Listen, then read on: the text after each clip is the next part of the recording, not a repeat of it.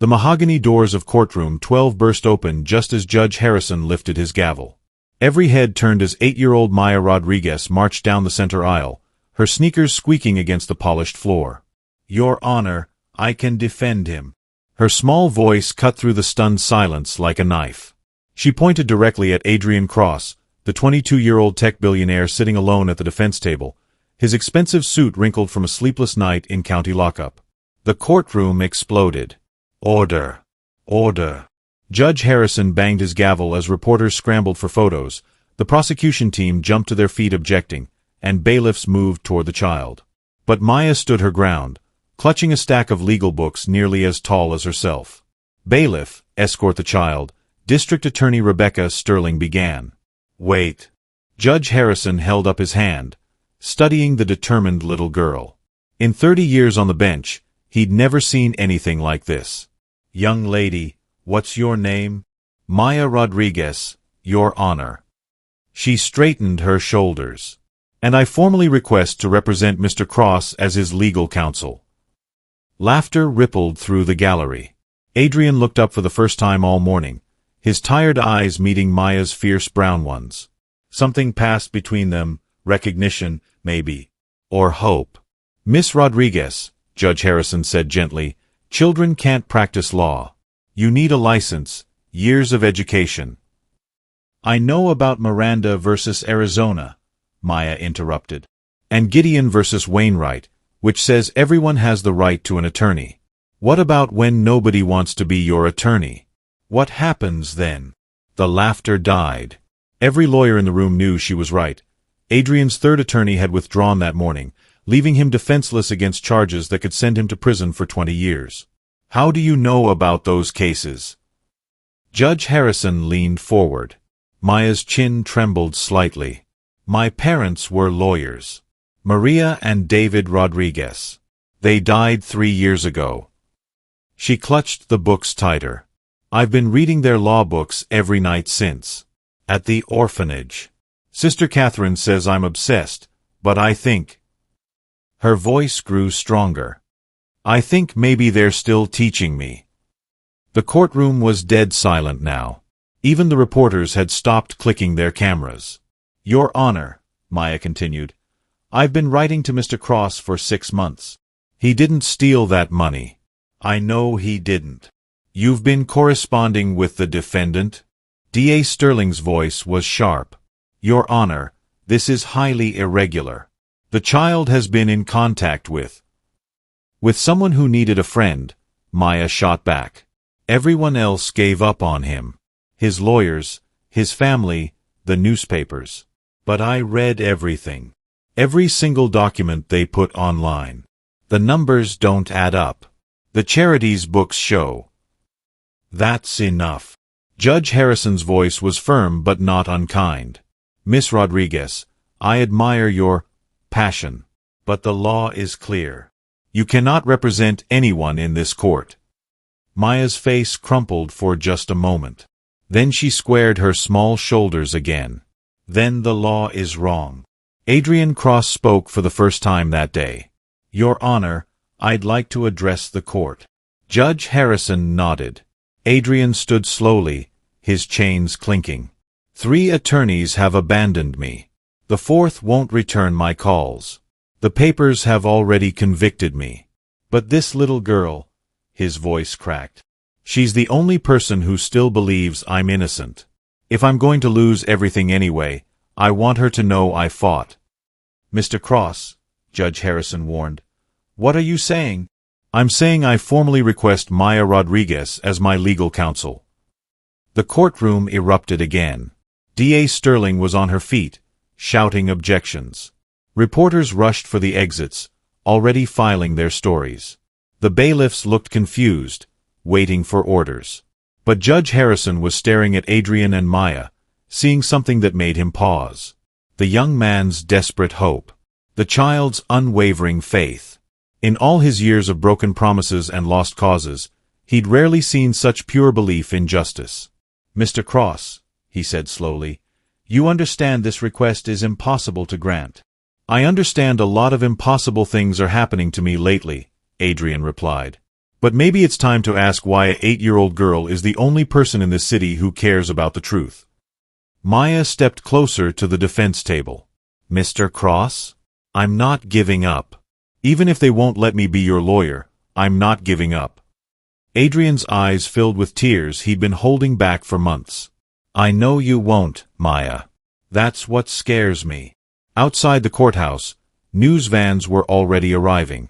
By evening, every major network would run the story. Child offers to defend accused billionaire. The headlines would be cruel, orphan's impossible dream, and desperate man exploits child. But inside courtroom 12, as Judge Harrison called a recess to consider this unprecedented situation, something had shifted. The impossible had walked through mahogany doors in the form of a determined little girl with scraped knees and unwavering faith. And for the first time in months, Adrian Cross remembered what it felt like to have someone believe in him. Maya might not be able to practice law. She might be too young, too small, too naive about how the world really worked. But as she sat beside him at the defense table, organizing her stack of books with the fierce concentration of a general planning battle, Adrian realized something the lawyers and judges and reporters couldn't see. Sometimes the most powerful voice in the room belonged to someone everyone else had dismissed. And sometimes, when the whole world had given up on justice, it took a child to remind them what they were supposed to be fighting for. The recess stretched on. Outside, protesters gathered, some supporting Adrian, most demanding his conviction. Social workers made phone calls about Maya's inappropriate involvement. The media circus spun faster and wider. But in the quiet courthouse corridor, Maya Rodriguez sat on a bench, feet swinging, reading constitutional law for dummies like other kids read fairy tales. She had work to do. And she wasn't backing down. 3 days after Maya's courtroom declaration, Judge Harrison delivered his ruling. She couldn't serve as Adrian's attorney, but he hadn't dismissed her entirely. Instead, he granted a 48-hour continuance while Adrian's hastily assembled pro bono legal team figured out their next move. Maya sat in the cramped conference room at Legal Aid, swinging her legs from a chair too big for her. Across the table, 3 lawyers debated her fate like she wasn't there. It's unprecedented, said Thomas Chen, a public defender with kind eyes and tired shoulders. We can't have a child involved in a felony case. But she knows the case better than anyone, argued Elena Vasquez, a sharp immigration lawyer who'd volunteered when Adrian's story hit the Spanish-language news. I've read her letters to Cross. She's found inconsistencies we missed. The third lawyer, James Morrison, an older man with silver hair and expensive shoes, shook his head. This is a media circus. The girl's presence will prejudice any jury. The girl has a name, Maya said quietly. And she's sitting right here. Thomas smiled. You're right. I'm sorry, Maya. What do you think we should do? Maya pulled out a folder thick with papers. I think you should make me a consulting advisor. Like when doctors bring in specialists, except I'm a specialist in believing Mr. Cross is innocent. Elena laughed. Out of the mouths of babes. It could work, Thomas. Unprecedented doesn't mean illegal. The prosecution will object, James warned. Let them, Maya said. D.A. Sterling objects to everything anyway. Maybe if she spent less time objecting and more time looking at the real evidence, she'd see the truth. Thomas studied Maya's determined face. All right. Let's try it. But Maya, you need to understand, this won't be easy. People are going to say terrible things about you. About Adrian. Are you sure you can handle that? Maya thought about the 3 kids at school who'd already called her criminal lover, and the neighbors who whispered when Sister Catherine took her grocery shopping. I can handle it. She was wrong. By Friday, the story had exploded across social media. #OrphanLawyer was trending, along with less kind hashtags Maya tried not to read. At St. Mary's Orphanage, the phone rang constantly with reporters wanting interviews. Other children stared at Maya like she'd grown a second head. Maya's crazy, whispered 10-year-old Jessica Walsh during lunch. My mom says she's been brainwashed by a criminal. That's not true, Maya said, but her voice was smaller than usual. Then why are you helping him steal money from kids like us? Demanded Marcus Johnson, the oldest boy at the orphanage. Sister Catherine says we might lose our Christmas party because donations are down. Thanks a lot. Maya's sandwich turned to ash in her mouth. She hadn't considered that her involvement might hurt the other children. Sister Catherine had been quieter lately, spending long hours on the phone with worried board members and concerned donors. That evening, Maya found Sister Catherine in her office, staring at a letter. "Is it about me?" Maya asked. Sister Catherine looked up, her weathered face tired. "Come sit down, Mija." Maya climbed into the familiar chair where she'd heard bedtime stories and received countless gentle lectures. "People are mad at the orphanage because of me." "Some people are confused," Sister Catherine admitted. "They don't understand why you're involved in this case." "Do you understand?" Sister Catherine was quiet for a long moment. "I understand that you have your parents' heart for justice. I also understand that you're 8 years old, and this is a very grown-up situation. But I'm not just any 8-year-old, Maya said. I know things. I see things other people miss because they think I'm just a kid." "What do you see, Maya?" Maya pulled out her latest folder of research. "I see that Mr. Cross's first lawyer, Richard Hoffman, didn't just quit. He got scared. I called his office pretending to be a reporter, and his secretary said he won't even talk about the case anymore. She said he got some phone calls that changed his mind about taking chances." Sister Catherine frowned. "What kind of phone calls?" "The scary kind. The kind that make lawyers run away." Maya spread out photocopied financial documents. "And I see that the charity's money didn't disappear. It went somewhere specific. Look." She pointed to a series of transactions highlighted in pink marker. "Every month, $200,000 goes to something called Special Educational Services. But when I looked up that company, it doesn't exist. Not really. It's just a mailbox." "Maya, how did you?" "I asked Carlos to help me." Carlos Martinez was 16, the orphanage's computer whiz who dreamed of becoming a programmer. He's really good at finding things online. We found out that Special Educational Services is connected to a bunch of schools that help kids whose parents don't have papers. You know, immigrants. Sister Catherine's eyes widened. "Maya, are you saying?" "I'm saying Mr. Cross wasn't stealing money. He was hiding it. To protect families who couldn't protect themselves." Maya's voice grew excited. "That's why he won't defend himself properly. He's afraid if he tells the truth, those families will get in trouble." The nun sat back in her chair, processing this revelation. "Have you told the lawyers?" "I'm going to. But first I need to be sure. Carlos is helping me trace more of the payments. We think."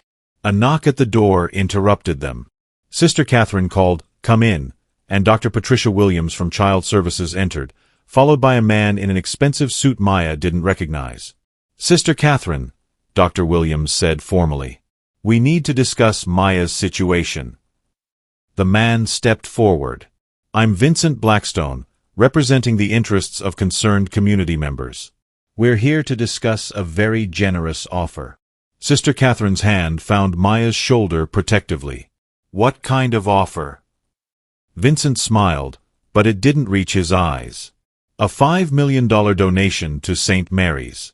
Enough to renovate the building, update the playground, provide college funds for every child here. All we ask is that young Maya step back from this unfortunate situation with Mr. Cross." Maya felt the blood drain from her face. $5 million. Enough to give every kid at St. Mary's a real chance at a future. All she had to do was abandon Adrian. "Who's making this offer?" Sister Catherine asked quietly. "An anonymous benefactor who wishes to protect children from inappropriate influences," Vincent replied smoothly. "Someone who believes little girls should be playing with dolls, not playing lawyer in murder trials." "It's not a murder trial," Maya said, finding her voice. "Mr. Cross is accused of embezzlement." Vincent's smile became condescending. "Of course, dear. The point is, this is no place for a child. Your involvement is concerning to many people. People who care about your welfare." Dr. Williams nodded. Maya, honey, we think it might be best if you focused on your schoolwork and let the grown-ups handle this legal situation. But I'm the only one who... Who what? Vincent interrupted. Who believes in a man everyone else knows is guilty? Maya, Mr. Cross is using you. He's a desperate criminal who's manipulating a lonely little girl for sympathy. Don't you see that? Maya felt tears building, but she blinked them back. He's not using me. He writes me letters about books and asks about my homework. He never talks about the case unless I bring it up first. Because he's smart, Vincent said. Predators are always smart about how they manipulate children. He's not a predator. Maya jumped up from her chair. He's innocent. And somebody's trying really hard to make sure nobody figures that out. The room fell silent. Vincent's friendly mask slipped for just a moment, revealing something cold underneath. Sister Catherine stood up too.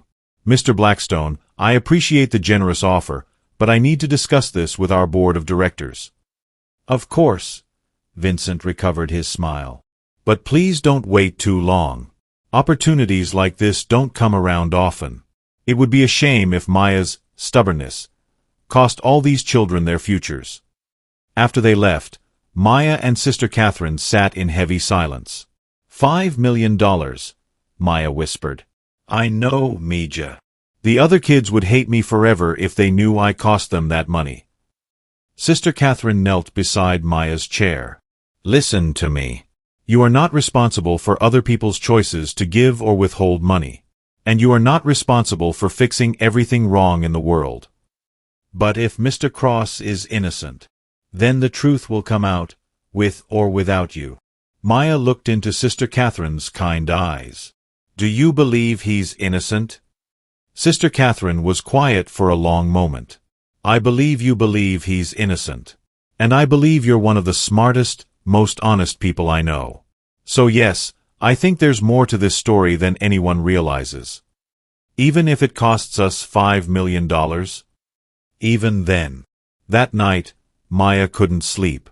She slipped out of her dorm and down to the common room, where she'd hidden her latest research under the couch cushions. By lamplight, she studied the financial documents again, looking for the pattern she knew was there. Carlos found her at 3 in the morning, surrounded by papers. You're going to get us both in trouble, he said, but he sat down beside her anyway. Carlos, look at this. Maya showed him a timeline she'd drawn. Every time the charity sends money to special educational services, something bad happens to Mr. Cross's lawyers. His first lawyer got death threats and quit. His second lawyer's office got robbed and all his files stolen. His third lawyer's daughter got followed home from school. Carlos studied the timeline. You think someone's trying to scare away his lawyers? I think someone wants Mr. Cross to look guilty so nobody digs too deep into where that money really went. Maya's eyes were bright with exhaustion and determination. And I think whoever it is just offered Sister Catherine $5 million to shut me up. Maya, that's... Carlos paused. That's actually terrifying. I know. Maya gathered up her papers. But it also means we're getting close to something important. Something worth $5 million to hide. So what do we do? Maya looked at her research, then at Carlos's worried face, then toward the dormitory where all the other orphans slept peacefully, unaware that their futures might depend on an 8-year-old girl's stubborn belief in justice. We prove Mr. Cross is innocent, she said simply, before whoever's behind this finds another way to stop us. Outside, a car sat in the shadows across from St. Mary's Orphanage. Inside, Vincent Blackstone made a phone call. The girl's not backing down, he said. In fact, I think she's getting closer to the truth. A voice on the other end spoke briefly. Yes, sir, Vincent replied. I understand. Time for Plan B. He hung up and started the engine. Phase 1 of silencing Maya Rodriguez had failed. But Vincent Blackstone hadn't built his reputation on giving up easily. As he drove away, Maya's light went out in the orphanage window.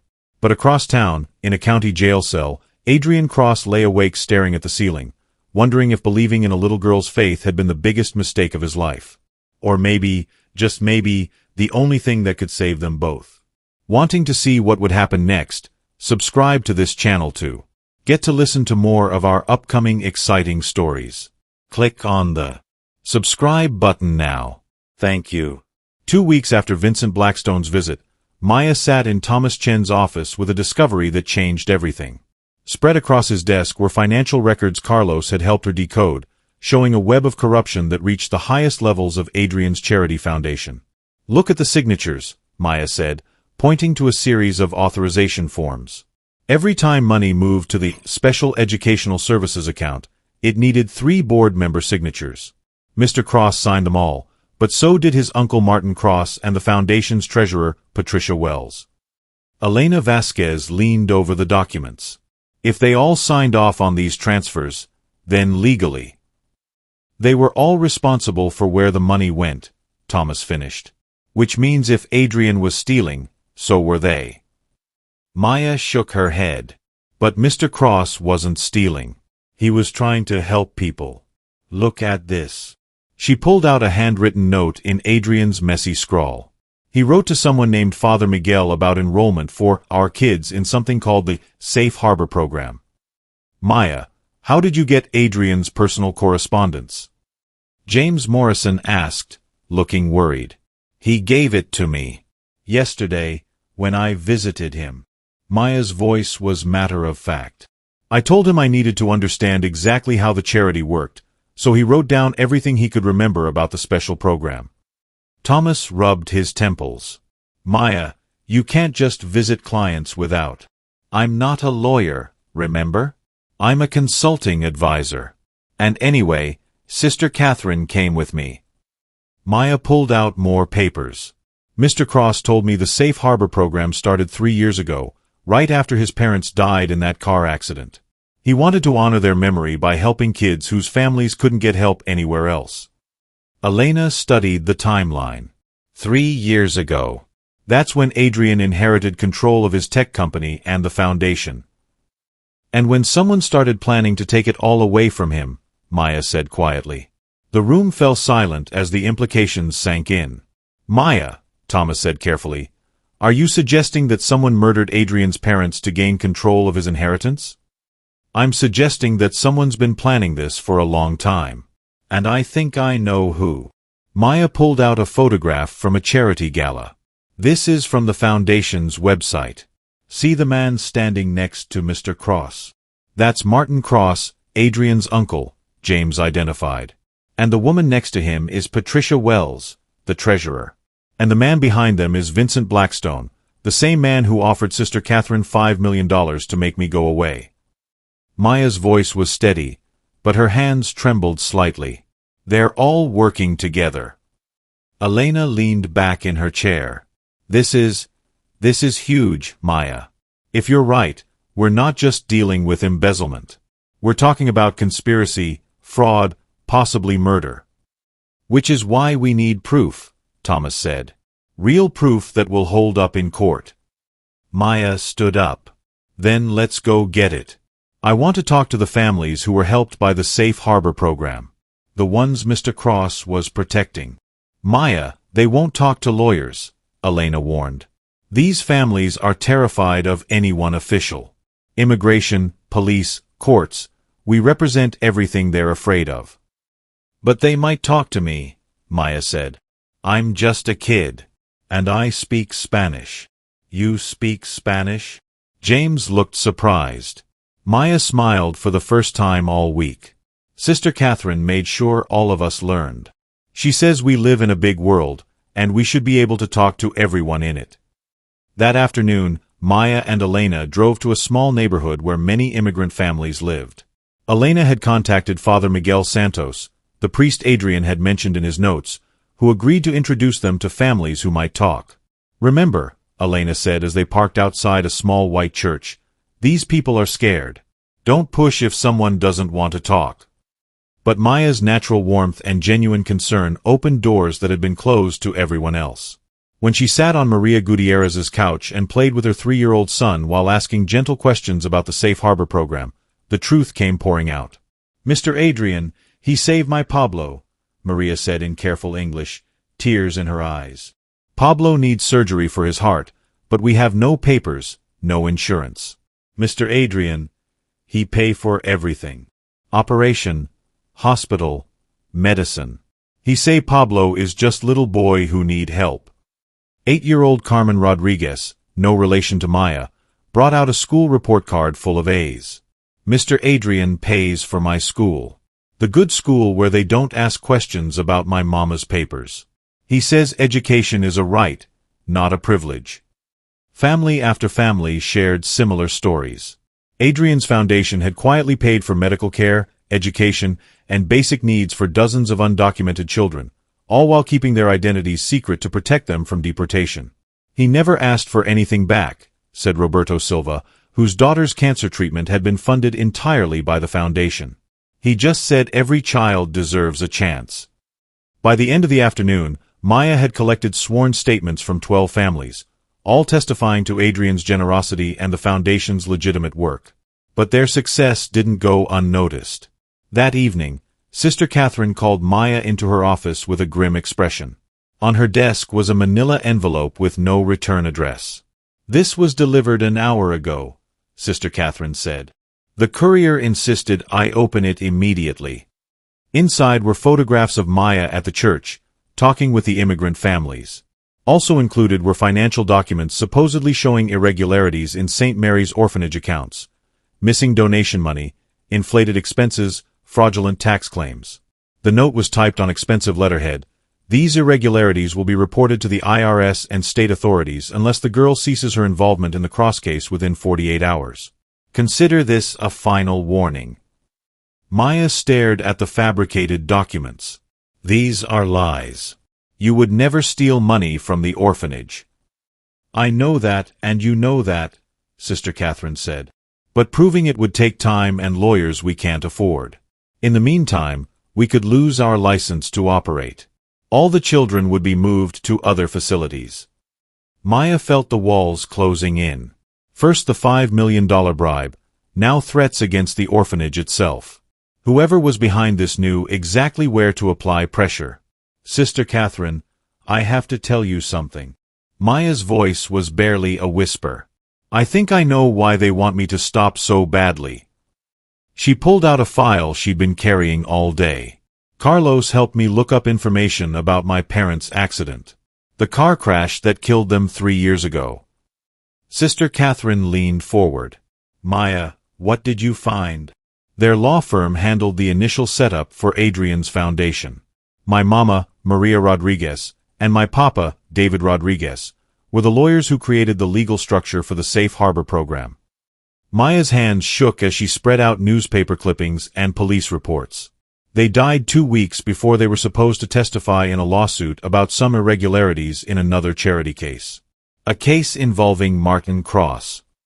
The color drained from Sister Catherine's face. Maya.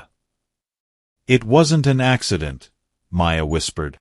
Someone killed my parents because they knew too much. And now I'm figuring out the same things they did. The next morning, Maya sat in the county jail's visiting room, waiting for Adrian. When he finally appeared behind the glass partition, she could see he'd been crying. Maya, I can't let you do this anymore, he said without even saying hello. Do what? Fight for me. Put yourself in danger. Sister Catherine called the jail this morning. She told me about the threats against the orphanage. Adrian's voice was thick with guilt. I never should have let you get involved. Maya felt her heart crack. You're not letting me do anything. I chose to help you. You're 8 years old. You don't understand what these people are capable of. I understand more than you think, Maya said quietly. I know about my parents. Adrian's face went white. What about your parents? Maya told him what she discovered, about her parents' work on the foundation, their planned testimony, their suspicious death. With each word, Adrian seemed to shrink further into himself. Oh God, he whispered when she finished. Maya, I'm so sorry. I never knew. If I had realized the connection. You would have what? refused my help. Maya's voice rose. Let them frame you for something you didn't do. Yes. If it meant keeping you safe, yes. Maya stood up abruptly. You're firing me. I'm protecting you. You're abandoning me. The words burst out louder than Maya intended. Several other visitors turned to stare. Just like everyone else always does. Adrian's face crumpled. Maya, that's not. It is. My parents left me when they died. Every foster family sent me back. My first lawyer quit. My second lawyer ran away. And now you're quitting too. Tears streamed down Maya's face. I thought you were different. I thought you actually cared about the truth. I do care. That's why. No, you don't. Maya was sobbing now. You care about feeling sorry for yourself. Well, guess what? I don't need your permission to find out who killed my parents. And I don't need your permission to prove you're innocent. She turned toward the door, but Adrian's voice stopped her. Maya, please. I can't live with myself if something happens to you. Maya turned back, her young face streaked with tears but her voice steady. And I can't live with myself if I don't try to save you. Because saving you means finding out who killed my mama and papa. And maybe stopping them from hurting anyone else. They'll come after you. Like they came after your parents. Maybe. But you know what? I'm not scared of them anymore. I'm scared of giving up. I'm scared of letting the bad guys win. Maya wiped her nose on her sleeve.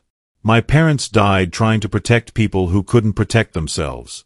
If I stop now, they died for nothing. Adrian stared at her through the glass, seeing not just a determined little girl but the echo of the brave lawyers who had died trying to expose the truth. I can't ask you to do this, he said finally. You're not asking. I'm telling you. Whether you want my help or not, I'm going to find out who's really behind this. Because they took my family away from me once. I'm not going to let them do it again. As Maya walked out of the jail, her shoulders set with determination, Adrian realized something that terrified him more than his own impending trial. Maya Rodriguez was no longer just trying to save him. She was hunting the people who had murdered her parents. And she was only 8 years old. That evening, in a penthouse office across town, Martin Cross hung up the phone with Vincent Blackstone and turned to Patricia Wells. The threats didn't work, he said grimly. The girl's not backing down. If anything, she's digging deeper. Patricia paced nervously. Maybe we should cut our losses. Disappear before she finds something that can hurt us. Martin's laugh was cold. Patricia, we've come too far to run now. Adrian's tech company is worth $800 million. The foundation controls another $50 million. I'm not walking away from that kind of money because of one stubborn child. But if she connects us to her parents' death, then we'll handle her the same way we handled them, Martin said quietly. Some people are too dangerous to be allowed to keep talking. Patricia's face went pale. Martin, she's just a child. She's Maria and David Rodriguez's daughter. And she's proving to be just as troublesome as they were. Martin walked to his window, looking out at the city lights. Vincent is already putting Plan C into motion. By tomorrow, Maya Rodriguez will have much bigger problems to worry about than Adrian's innocence. Outside, the city slept peacefully, unaware that an 8-year-old girl had just declared war on some of the most dangerous people in town, and that they had decided to declare war back. If you're still listening to this story up to this point, why don't you subscribe to this channel to continue getting impactful daily stories like this? We would be most grateful if you can do that to help boost this video to reach everyone. Thank you. Maya had never broken so many rules in one night. It was past midnight at St. Mary's Orphanage, and she sat hunched over Carlos's laptop in the supply closet, the only room where they could work without being seen. Are you sure about this? Carlos whispered, his fingers hesitating over the keyboard. If we get caught hacking into someone's email. My parents are dead because of these people, Maya said quietly. Mr. Cross is in jail for crimes he didn't commit. And they're planning to hurt more people unless we stop them. She looked at Carlos with eyes older than her 8 years. "I'm sure." Carlos nodded and began typing. His skills were impressive for a 16-year-old who'd learned everything from library computers and borrowed laptops. Within minutes, he'd found a way into Martin Cross's corporate email system. "Maya, look at this," Carlos breathed, pointing at the screen. The first email that caught their attention was sent just 2 days ago. From Martin Cross to Vincent Blackstone. Subject: Rodriguez problem. Vincent, the orphan isn't backing down. Patricia's getting nervous about exposure. Recommend we move to final solution. Arrange pickup for tomorrow night. Make it look like a runaway situation. Can't afford loose ends like we had with her parents. Maya's blood turned to ice. They're going to kidnap me. Carlos kept scrolling, finding more damning evidence. Email after email revealed the full scope of the conspiracy. How Martin had hired Vincent 3 years ago to eliminate Maria and David Rodriguez when they discovered irregularities in Martin's other charity operations. How they'd sabotaged Adrian's car on the night of his parents' death, though the young man had been working late and missed his usual ride home. How they'd systematically driven away Adrian's lawyers with threats and violence. "Maya, this is bigger than we thought," Carlos said, opening another folder. "Look at this." The screen showed financial records proving that Martin Cross had been embezzling from multiple charities for over 5 years, using his reputation and family connections to avoid scrutiny. Adrian's foundation was just his latest target, and the biggest prize. "He's stolen over $20 million, Maya whispered. "From charities that help kids with cancer, homeless families, disaster victims." But the most shocking discovery came when Carlos opened a folder labeled Insurance. "Oh my God," he breathed. "Maya, look at this insurance policy." The document showed a $50 million life insurance policy on Adrian Cross, with Martin Cross listed as the sole beneficiary. The policy had been taken out just 6 months ago. They're not just planning to frame him, Maya realized. They're planning to kill him too. Make it look like suicide in jail. Carlos quickly copied everything to a flash drive while Maya took photos with Sister Catherine's old digital camera. They had evidence of murder, conspiracy, fraud, and planned assassination. But as they prepared to leave, Carlos grabbed Maya's arm. "Someone's coming," he whispered. Footsteps echoed in the hallway outside the supply closet. Maya quickly shut the laptop and stuffed the flash drive into her sock just as the door opened. Vincent Blackstone stood there with 2 men Maya didn't recognize, all 3 dressed in dark clothes. "Hello, Maya," Vincent said with that same cold smile. "It's time for a little trip." Before Maya could scream, one of the men had clamped a hand over her mouth while the other grabbed Carlos. But Maya had spent 3 years learning to fight back, a skill picked up from defending herself in various foster homes. She bit down hard on the man's hand and shouted as loud as she could, "Sister Catherine! Help!" Lights started coming on throughout the orphanage. Children's voices could be heard asking what was happening. Vincent cursed and gestured to his men. "Move. Now." They grabbed Maya and ran for the back exit, but Carlos broke free and chased after them, shouting for help. Sister Catherine appeared in the hallway just as Vincent's car sped away with Maya inside. Within 20 minutes, the police arrived. Within an hour, the FBI was involved. And within 2 hours, Special Agent Diana Torres was sitting in Sister Catherine's office, trying to piece together what had happened. The girl was investigating the Cross case? Agent Torres asked, looking through Maya's research materials that Carlos had turned over. She believed Mr. Cross was innocent, Sister Catherine said. And apparently she was right. Carlos showed Agent Torres the emails and financial records he'd copied. Maya found proof that Martin Cross killed her parents and framed Adrian. And now he's got her. Agent Torres studied the evidence with growing alarm. If this is authentic, we're looking at a conspiracy that reaches into some very powerful circles. She paused. Including the district attorney's office. What do you mean? Sister Catherine asked. Rebecca Sterling, the DA prosecuting Adrian Cross, has been unusually aggressive about this case. She's refused plea deals, blocked evidence requests, and pushed for the fastest possible trial. Agent Torres looked troubled. If someone's been feeding her false information. Carlos pulled up another email on his laptop. Maya found something about that too. Look at this. The email was from Martin Cross to someone identified only as Sweetheart. Your prosecution of Adrian needs to be flawless. No room for appeals or technicalities. The Foundation's board meeting is scheduled for next week, and I need him convicted before then to trigger the succession clause. Don't let emotion cloud your judgment. This is about securing our family's future. Agent Torres went pale. Sterling's his daughter. She doesn't know she's been manipulated.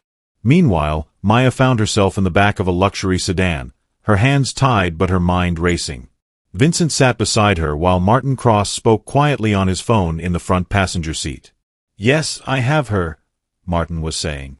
Cross will confess to everything once he knows what happens to little girls who ask too many questions. Maya forced herself to stay calm, remembering every legal thriller she'd ever read. She needed to gather evidence, and she needed to survive long enough to use it. Mr. Cross, she said loudly enough for Martin to hear, why did you kill my parents? Martin turned around with surprise.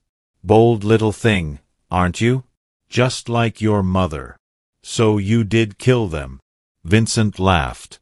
She's trying to get you to confess, Martin. Smart kid. Smart enough to be dangerous, Martin replied. Your parents found out about my other business ventures. They were going to expose everything right before my nephew's foundation launched. I couldn't let that happen. Maya's heart pounded, but she kept her voice steady. And now you're going to kill Mr. Cross too. Adrian was always too idealistic. Like his parents. Martin's voice was matter of fact. The foundation was supposed to be a simple money laundering operation. But Adrian actually wanted to help people. Very inconvenient. So you had his parents killed too? Car accidents happen, Martin said with a shrug. Though Adrian was supposed to be in that car. Lucky for him, unlucky for us. Maya felt sick, but she kept pushing. And now you're using your own daughter to prosecute him. Martin's face darkened. Rebecca is doing what's necessary for our family's future. She just doesn't need to know all the details. The car pulled into what looked like an abandoned warehouse. Maya's time was running out. But unknown to Martin Cross, Agent Torres and her team had been tracking them using the GPS in Vincent's phone, which Carlos had managed to activate during the kidnapping. More importantly, Maya was wearing Sister Catherine's digital recording device, a small unit the nun used for recording children's oral history projects. As they dragged Maya into the warehouse, she caught sight of Agent Torres's team taking positions outside. Help was coming, but Maya needed to keep Martin talking until they could move in safely. You won't get away with this, Maya said as Martin tied her to a chair. People know where I am. By the time anyone finds you, Adrian will have confessed and been convicted, Martin replied. And you'll have had a tragic accident. Another orphan who couldn't handle the stress of the adult world. Like you couldn't handle not being rich enough? Maya shot back. Martin's hand flew across her face, but Maya didn't cry. Instead, she smiled. My parents always said bullies hit when they know they're losing. Your parents were naive idealists who didn't understand how the real world works, Martin snarled. Just like you. The real world where you steal money from sick kids and murder families. The real world where only the strong survive. Martin was losing control now, his voice rising. I built an empire while my brother played with computers. I deserved that inheritance, not some 22-year-old boy who gives away millions to illegal immigrants. So you killed him too. I tried to. But Adrian survived, so I had to get creative. Frame him, discredit him, then eliminate him. Martin paced in front of Maya's chair. It would have worked perfectly if you hadn't started playing detective. Like my parents played detective? Exactly like your parents. Maria Rodriguez was brilliant. I'll give her that. She tracked financial irregularities across 3 different charities I controlled. She and your father were going to testify about the pattern they'd discovered. Martin's smile was cruel. But ice storms make roads so dangerous. Maya's recording device captured every word as Martin confessed to years of fraud and multiple murders. But she could see Vincent getting nervous, checking his watch and looking toward the windows. "We need to finish this," Vincent said. "Something feels wrong." That's when the warehouse erupted in chaos. FBI. Everyone on the ground. Agent Torres's team crashed through the windows and doors simultaneously. Maya rolled her chair backward as gunfire erupted around her. Vincent drew a weapon but was immediately tackled by 2 agents. Martin Cross ran for a back exit but found Agent Torres waiting for him. "Martin Cross, you're under arrest for conspiracy, fraud, kidnapping, and murder," Agent Torres said, pointing her weapon at him. "You can't prove anything," Martin said, but his voice shook. "Actually, we can," Agent Torres replied, holding up Maya's recording device. "This little girl just got you to confess to everything." As the agents untied Maya, she looked up at Agent Torres with exhaustion and relief. "Is Mr. Cross going to be free now?" "As soon as we get this evidence to the right people," Agent Torres promised. But Maya's ordeal wasn't over yet. Across town, DA Rebecca Sterling sat in her office, staring at the evidence Agent Torres had just presented to her. For the first time, she was seeing the case against Adrian Cross from a completely different perspective. The man she'd been trying to convict was innocent, and her own father was a murderer. Rebecca picked up her phone with shaking hands and dialed Adrian's attorney. "Thomas, it's Rebecca Sterling. We need to talk. I'm dropping all charges against Adrian Cross immediately." "What? Rebecca, what's going on?" Rebecca looked at the evidence spread across her desk, emails, financial records, and the recording of her father confessing to crimes that made her sick to her stomach. "The truth," she said quietly. "I'm finally seeing the truth." As dawn broke over the city, Maya sat in Agent Torres's office, finally safe but emotionally drained. In a few hours, Adrian Cross would walk free.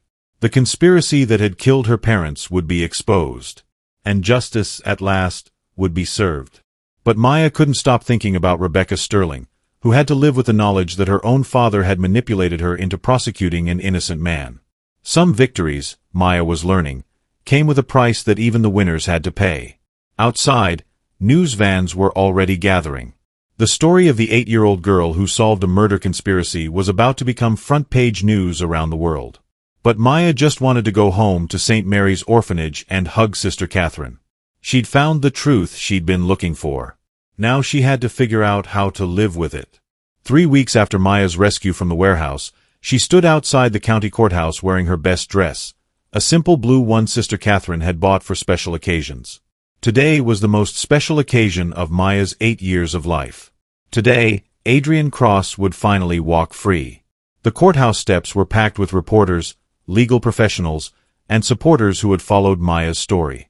Camera crews from every major network jostled for position as Thomas Chen emerged from the building with a wide smile. "Ladies and gentlemen," Thomas announced, "all charges against Adrian Cross have been formally dismissed. He will be released within the hour." The crowd erupted in cheers, but Maya barely heard them. She was thinking about her parents, about justice, about how sometimes the truth took longer to emerge but always found a way. Sister Catherine squeezed Maya's hand. "How are you feeling, Mija?" "Like I can breathe again," Maya said simply. Inside the courthouse, Judge Harrison was reviewing the final paperwork when Elena Vasquez approached the bench with an unusual request. "Your Honor, before we conclude these proceedings, there's one more matter. Maya Rodriguez has prepared a statement she'd like to deliver to the court.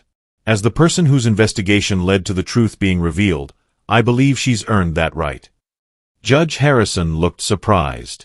"This is highly irregular, Counselor." "So was everything else about this case," Elena replied with a smile. "Maya's been part of Adrian's legal team from the beginning. It seems fitting that she should have the final word." When Adrian emerged from the jail's processing area 30 minutes later, Maya was the first person he saw. She ran to him, and he swept her up in a hug that felt like coming home. "You did it," he whispered. "You actually did it." "We did it," Maya corrected. And now we need to finish it properly. An hour later, Maya stood at the podium in courtroom 12, the same room where she'd first declared her intention to defend Adrian.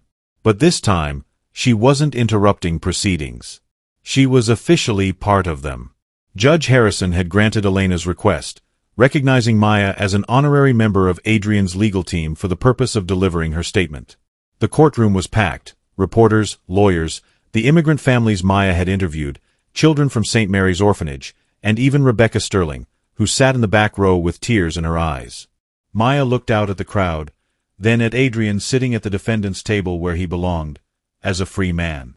"Your Honor," Maya began, her young voice carrying clearly through the courtroom, "3 months ago, I walked into this room and said I could defend Adrian Cross. A lot of people laughed. Some people got angry. Everyone said I was too young, too small, too naive to understand how the real world works." She paused, gathering her thoughts the way she'd seen her parents do when they practiced their closing arguments at home. But maybe being 8 years old was exactly what this case needed.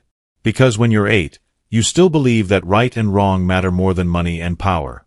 When you're 8, you still think that telling the truth is more important than winning. When you're 8, you haven't learned yet that some people are too rich or too important to be held accountable for their crimes. Judge Harrison leaned forward, listening intently. "My parents, Maria and David Rodriguez, taught me that the law isn't just about rules and procedures. It's about protecting people who can't protect themselves. They died because they believed that truth was more important than their own safety." Maya's voice grew stronger. "Martin Cross killed them because they discovered he was stealing money meant to help children and families in need. He killed them because they wouldn't stay quiet when they saw injustice." The courtroom was absolutely silent. "For 3 years, I thought my parents died in an accident. For 3 years, I blamed myself for being too young to save them. But now I know they died as heroes, fighting for people they'd never met but cared about anyway." Maya looked directly at the section where the immigrant families sat. "Adrian Cross is a hero too. He could have used his foundation's money to make himself even richer. Instead, he used it to pay for Pablo Gutierrez's heart surgery, Carmen Rodriguez's education, and Roberto Silva's daughter's cancer treatment. He kept their identities secret not because he was ashamed of helping them, but because he wanted to protect them from people who would hurt them just for needing help." Several people in the gallery wiped away tears. Martin Cross tried to destroy Adrian because Adrian represented everything Martin wasn't: generous instead of greedy, brave instead of cowardly, honest instead of corrupt. Martin wanted people to think that being good was the same as being weak. But he was wrong. Maya turned toward Adrian, who was struggling not to cry. "Being good means standing up for what's right even when it's dangerous. Being good means helping people even when nobody will thank you for it. Being good means believing in justice even when everyone tells you to give up." She faced the courtroom again. "I'm 8 years old, and I'm not a real lawyer. But I learned something in the past 3 months that every real lawyer should remember. Justice isn't about winning arguments or impressing judges or getting your name in the newspaper. Justice is about making sure that truth matters more than power, that right matters more than might, and that even the smallest voice can change everything if it's brave enough to speak up." Maya paused, thinking about everything that had brought her to this moment. "Martin Cross thought he could silence my parents by killing them. He thought he could frame Adrian by destroying his reputation. He thought he could scare me into giving up by threatening the orphanage and kidnapping me. He was wrong about all of it. Because the truth doesn't die when truth-tellers die. It just waits for someone else brave enough to speak it." The courtroom erupted in applause. Judge Harrison wiped his own eyes before banging his gavel for order. "Thank you, Miss Rodriguez," he said when the room quieted. "In 30 years on this bench, I have rarely heard such eloquent words about the nature of justice. You have reminded us all why we became lawyers in the first place." After the formal proceedings ended, Maya found herself surrounded by reporters asking questions she was too emotionally drained to answer. But Adrian rescued her, leading her through the crowd to a quiet hallway where Sister Catherine waited. "There's something I need to ask you," Adrian said, kneeling down to Maya's eye level. "Something important." Maya nodded, suddenly nervous. "Maya Rodriguez," Adrian said formally, "I know I can never replace your parents. But I was wondering, Would you consider letting me adopt you? Officially, legally, permanently. Maya stared at him, speechless. I know you love Sister Catherine and the orphanage, Adrian continued quickly. And we'd make sure you could visit whenever you wanted. But I'd like to give you a real home, with your own room and all the law books you could ever want to read, and... Yes, Maya whispered. Yes. Yes. Maya threw her arms around Adrian's neck. Yes, I want to be your daughter. Sister Catherine smiled through her tears as she watched Maya hug the young man who had become her family. 6 months later, the adoption was finalized in the same courthouse where Maya had first defended Adrian. Judge Harrison presided over the ceremony, officially making Maya Rodriguez into Maya Cross. But the changes in Maya's life extended far beyond her new last name. Adrian's foundation had donated $2 million to St. Mary's Orphanage, ensuring its financial stability for years to come. Maya's academic talents had caught the attention of Stanford Law School, which offered her a full scholarship program that would allow her to begin taking college-level courses while finishing her elementary and high school education. Most importantly, the foundation's work had expanded under Maya's influence. The Safe Harbor program was now public and official, helping hundreds of immigrant families access education, healthcare, and legal services. Maya insisted on visiting the families regularly, checking on the children she'd helped save and making sure they knew someone cared about their future. Martin Cross and Vincent Blackstone were both sentenced to life in prison without parole for multiple counts of murder, conspiracy, and fraud. Patricia Wells received 20 years in exchange for her testimony against her co-conspirators. Rebecca Sterling resigned as district attorney, spending a year in therapy before opening a legal aid clinic focused on helping victims of corruption and abuse of power. She and Maya exchanged letters occasionally, two people who understood what it meant to discover that justice sometimes required choosing truth over family loyalty. 5 years later, 13-year-old Maya Cross stood in the boardroom of the Cross Foundation, reviewing quarterly reports with the focus of someone twice her age. At her suggestion, the foundation had expanded its work to include legal advocacy training for young people, emergency assistance for families fleeing domestic violence, and scholarships for children of immigrants. The Children's Legal Clinic in Phoenix is exceeding all expectations, Maya reported to the board. We've helped 43 families navigate the immigration system, and 12 kids have received full scholarships to private schools.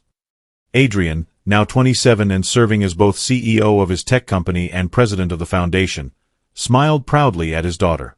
Any other recommendations? I think we should expand the clinic model to at least 5 more cities this year, Maya said confidently. And I want to start a program teaching legal basics to teenagers in underserved communities. Kids need to know their rights. Board member Angela Martinez nodded approvingly. Maya's proposals are always thoroughly researched and carefully budgeted.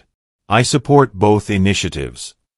After the meeting, Adrian and Maya walked home together through the tree-lined streets of their neighborhood.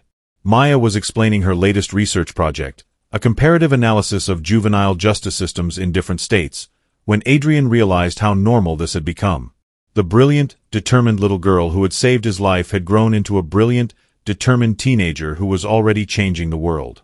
Dad, Maya said suddenly, using the title that still made Adrian's heart skip a beat, do you ever wonder what would have happened if I hadn't walked into that courtroom that day?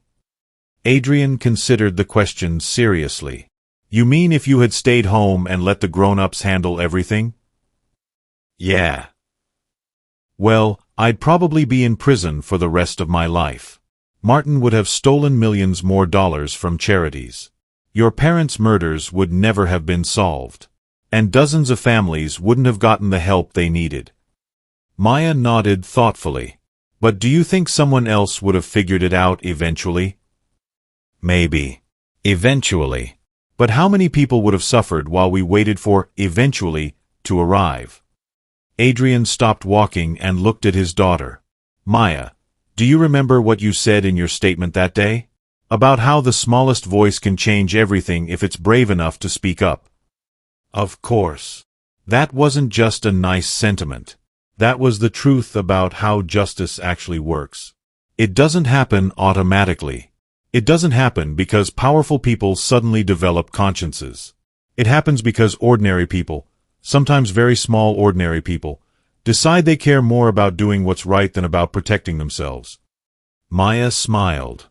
Sister Catherine always said I was stubborn. Sister Catherine was right. And thank God for that stubbornness, because it saved a lot of lives. They resumed walking, father and daughter, toward the home they'd built together from the ruins of injustice and loss. Dad, Maya said as they reached their front door. Yes. I've been thinking about what I want to do when I graduate from law school. And Maya's eyes sparkled with the same determination that had driven her to march into a courtroom at age 8 and declare her intention to defend an abandoned man. I want to start a program that trains kids to recognize and report corruption. Because adults sometimes get scared or bought off or fooled. But kids. Maya grinned. Kids still believe that right and wrong actually matter. And sometimes, that's exactly what the world needs. Adrian laughed, remembering the fierce little girl who had refused to let him give up on himself. You know what, Maya? I think you're absolutely right. Some problems require a child's perspective to solve. And some injustices require a child's courage to fight. As they entered their home, a house filled with law books and family photos and the laughter of two people who had found each other when they needed saving, Maya Cross began planning her next campaign for justice. After all, she was only 13 years old. She had plenty of time to change the world. The end. Sometimes the most powerful voice in the room belongs to someone everyone else has dismissed. Sometimes justice requires courage from the most unexpected places. And sometimes, when the whole world has given up on truth, it takes a child to remind us what we're supposed to be fighting for. Maya Rodriguez Cross learned that age doesn't determine wisdom, that believing in people can save lives, and that even the smallest voice can speak the loudest truth. But most importantly, she learned that family isn't just about blood or adoption papers or legal documents. Family is about people who refuse to give up on each other, no matter how impossible the odds. And that kind of family can change everything. Thank you for watching this video. Please subscribe and like this video to continue listening to this type of story daily and also to appreciate this community too. I would like to know the country in which you are listening to this story. Which country is that? Please comment below.